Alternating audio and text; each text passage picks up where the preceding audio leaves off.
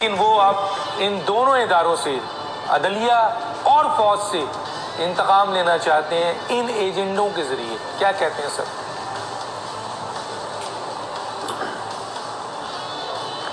दानिश, आप और हम बरसों से प्रोग्राम कर रहे हैं और पूरी कौम को एक बात बड़ी वाज़े तौर पर बताते रहे हैं कि अगर हमने मिलिट्री एक्सेस के अलावा पॉलिटिकल, इकोनॉमिक और मीडिया एक्सेस के दहशतगर्दों को तबाह न किया तो फिफ्थ जनरेशन वॉर में, ये जो इस वक्त एक जंग पाकिस्तान पर, एक हाइब्रिड वॉर, एक डिसेंट्रलाइज्ड, एक अर्बन वॉर, एक इकोनॉमिक वॉर, एक पॉलिटिकल वॉर, एक इंफॉर्मेशन वॉर है, जिसके नतीजे में पूरे मशरक़ी वस्ता के कई मुल्क तबाह किए जा चुके हैं, वो जंग जो हमारे खिलाफ है, अगर इसके इन सियासी, माशी और तबलीगाती एक्सेस पर पाकिस्तान आर्मी ने और जुडिशरी ने रिस्पॉन्ड न किया तो हम बहुत बुरी तरह से मार खाएंगे।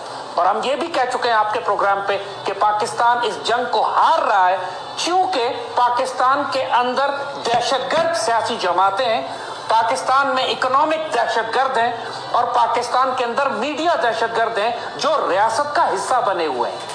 1971 में एक पॉलिटिकल पार्टी थी जिसको इंडिया ने कॉम्प्रोमाइज किया था और उसको इलेक्शन में हिस्सा जब लेकर ताकत और इक़्तिदार दे दिया गया तो उसके बाद वो बगावत हुई 71 की, जिसमें आसमा जहांगीर का बाप शामिल था, जिसमें हामिद मीर का बाप शामिल था, और बाद में जब बांग्लादेश ने रॉ के उन तमाम एजेंट्स को इकट्ठा करके अवार्ड दिया तो उसके अंदर ये सारे पालतू जाकर उठने मालिक के, जिनके गलों में पट्टे पड़े हुए थे रॉ के, इन्होंने जाकर फिर अपने बाप का इनाम और अवार्ड हासिल किया। ये डॉक्यूमेंटेड बातें, मैं कहानियां नहीं सुना रहा। तो आज तो पाकिस्तान की तमाम पॉलिटिकल पार्टीज में आपको या पॉलिटिकल टेररिस्ट और गद्दार मिलेंगे, इकोनॉमिक टेररिस्ट मिलेंगे, या मीडिया और इंफॉर्मेशन वॉरफेयर के दहशतगर्द मिलेंगे। लिहाजा ये जो कुछ हो रहा है इसका मसला सिर्फ आसमा जहांगीर का नहीं है।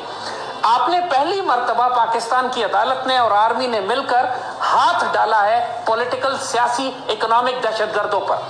ये रिस्पॉन्ड करेंगे। जब आप टीटीपी के खिलाफ ऑपरेशन करते हैं तो वो सुसाइड बॉम्बिंग करते हैं आपके ऊपर, वो जीएचक्यू पे हमले करते हैं, आर्मी पे हमले करते हैं, हमारे जवानों को, लोगों को शहीद करते हैं।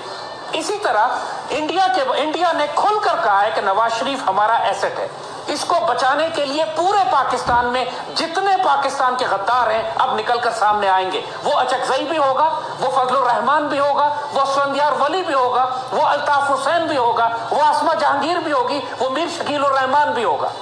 ये सारे होंगे। एक बड़ा गेम है।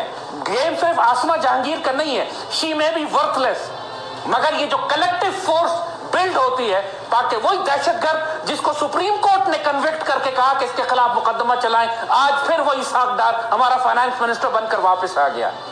तो हम यही मामला है कि सुप्रीम कोर्ट ने इन पर हाथ डाला लेकिन उतनी सख्ती से नहीं डाला जितना डालना चाहिए था। होना यही चाहिए था कि इन सारों को बराह रास्त गिरफ्तार करवा के जेलों में भेजा जाता जब इनका फितना कम होगा, वरना इस वक्त ये इंडिया से भी मदद ले रहे हैं, इसराइल से भी मदद लेंगे और दुनिया की हर ताकत से मदद लेंगे अपने इक़्तिदार और अपनी दौलत को बचाने के लिए। लिहाजा आने वाले 3-4 महीने पाकिस्तान की तारीख के सख्त तरीन होने जा रहे हैं क्योंकि unless and until supreme court और फौज एक मजबूत ग्रिप करे इनके ऊपर, ये बेशर्मी, बेहयाई, गद्दारी की आखिरी हदें पार करने जा रहे हैं। पाकिस्तानी कौम को हम वार्न कर रहे हैं, इन सांपों को जख्मी कर दिया गया, खत्म नहीं किया गया। जब तक खत्म नहीं करेंगे हम बहुत जख्म उठाते रहेंगे इनके हाथों। ठीक है, मैं नाज़रीन मैं आता हूँ जनाब ज़ैद हामिद साहब की तरफ। क्या कहते हैं ज़ैद हामिद साहब?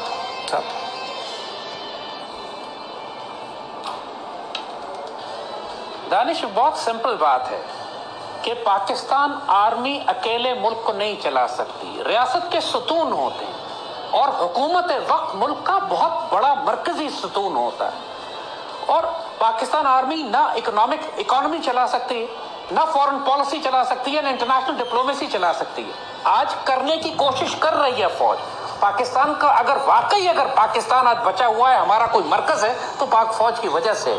लेकिन जो खतरा अब है आने वाले वक्तों में कि जब एक खुला गद्दार हुकूमत पाकिस्तान के मरकज पर है, जख्मी हो चुकी है, अपनी करप्शन को बचाने के लिए आखिरी हद तक जाने को तैयार है, इंडियन एसेट है और पाकिस्तान के सारे गद्दार उसको बचाने के लिए जब बाहर निकल कर आ गए तो ये जाते जाते पाकिस्तान को तबाह करके जाना चाहते हैं। पाकिस्तान के पिछले 3-4 बरस में $14 अरब पाकिस्तान से इंडिया भेजे गए। کتنے سوٹ کیسز میں، ایان علی جیسے سوٹ کیسز میں کتنے ارب ڈالر ملک سے باہر اب لے جائے جائیں گے. یہ اپنی ساری دولت اب یہاں سے نکالیں گے. جو اختیار اور طاقت ان کے پاس ہے اس کو استعمال کر کے یہ ریاست کو اندر سے ڈبوئیں گے، ہمیں اندر سے ٹورپیڈو کریں گے، سیبوٹاج کریں گے. تب یہ سوال اب جنرل قمر باجوہ کو چیف جسٹس ثاقب نثار سے کرتی ہے قوم کہ آپ کتنا انتظار کریں گے.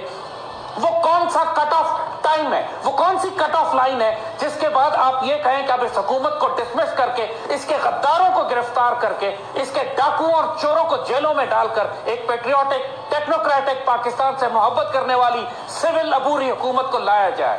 کیونکہ یہ ڈیموکریٹک پروسیس اب نہیں چل سکتا. ایم کیو ایم ایک غدار پولیٹیکل پارٹی ہے.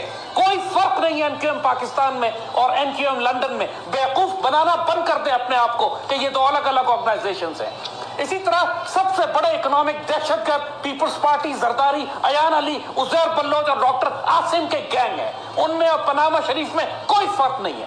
پاکستان کے ننگے ملت، ننگے قوم، ننگے دین فضل الرحمان اچکزئی اسفندیار یہ پارلیمنٹ میں بیٹھے ہوئے ہیں. تو بات یہی ہے کہ ایسٹ پاکستان میں تو ایک سیاسی جماعت تھی جس کو را نے خریدا تھا، یہاں تو آوے کا آوا ہی بگڑا ہوا ہے. تو کب تک پاک فوج اور سپریم کورٹ انتظار کرے گی؟ یہ سوال اب قوم ان سے کرتی ہے کہ آپ کتنا ملک کو تباہ کرنے کی اجازت دیں گے ان غداروں کو جو اب کھل کے سامنے آ چکے ہیں. ٹھیک ہے، میں آتا ہوں جناب.